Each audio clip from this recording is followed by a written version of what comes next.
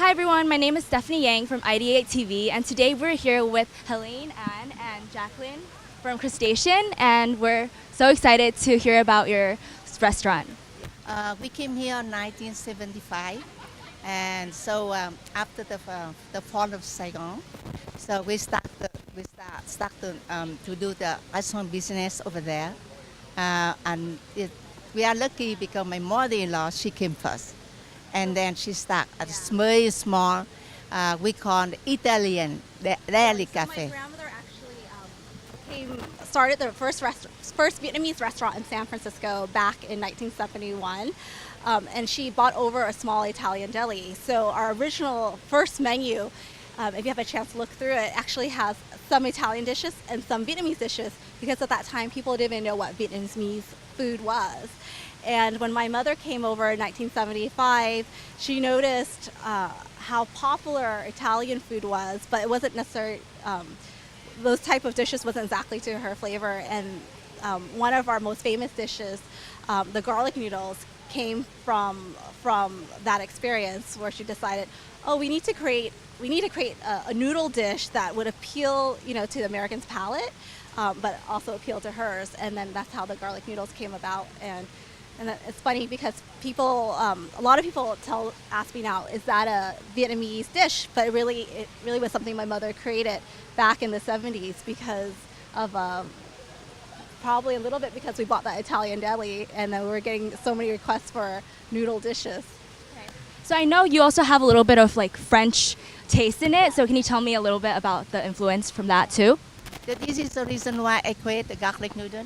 Garlic is one item I think is influenced from the French also. They use a lot of garlic, and the garlic is very good for you, very healthy for everything.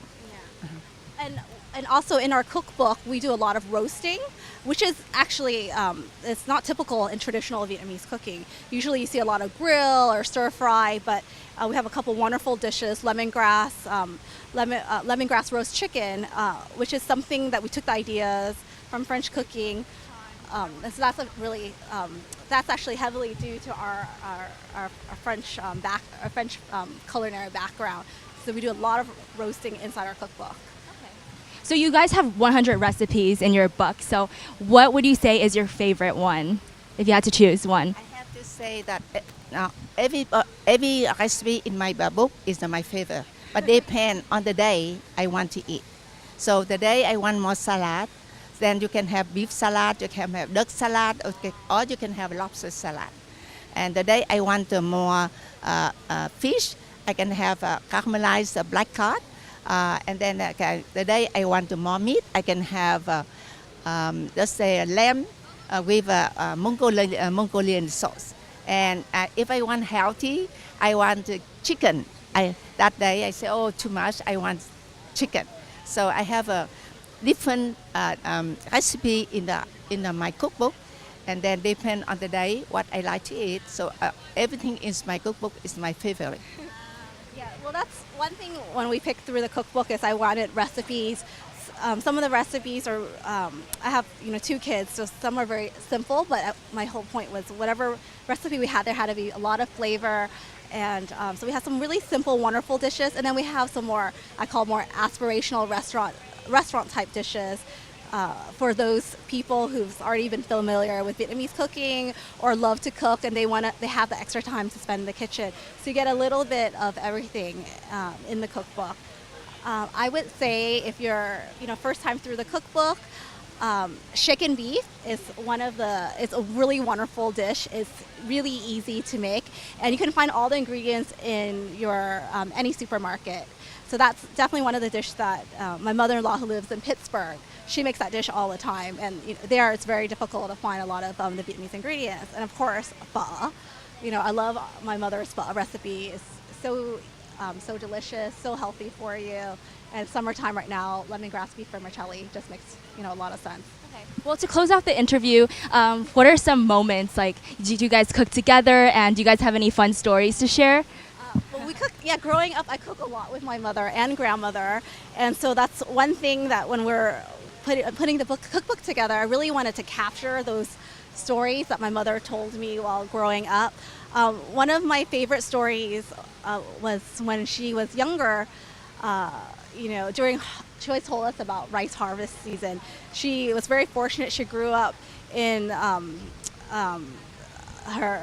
my grandfather had a huge plantation, or I guess a farm, a big farm, and so there was always fresh produce all the time, and all the fresh fruits and herbs, and they had a Fish, they they have have a the big pond in the back, so they raise a fish in the big pond too. Yeah. So I'm very fortunate that I raised in the family.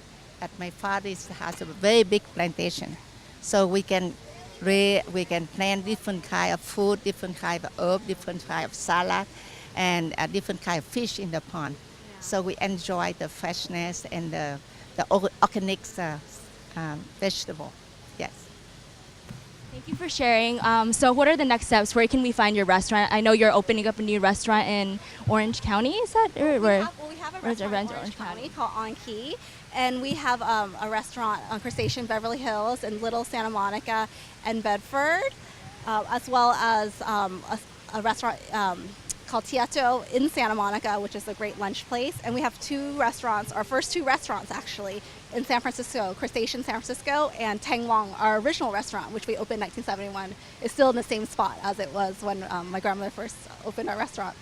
And then the gas station in Beverly Hills, we are going to close at the end of June for remodeling. Yeah. So I hope everybody can come back and see how The new restaurant. the new restaurant look alike. We're gonna do another concept on top. So you asked what's coming next. We're actually gonna do another concept on top and keep the crustacean downstairs. So again, another restaurant as well And then we in the have same building. and we have the noodle bar outside, and we open the veranda outside so everybody can see everything, sit down outside in the veranda. It's gonna be really beautiful. Yes. A lot more, especially with the California summer living kind of. It's gonna open up some more, so it'll be great.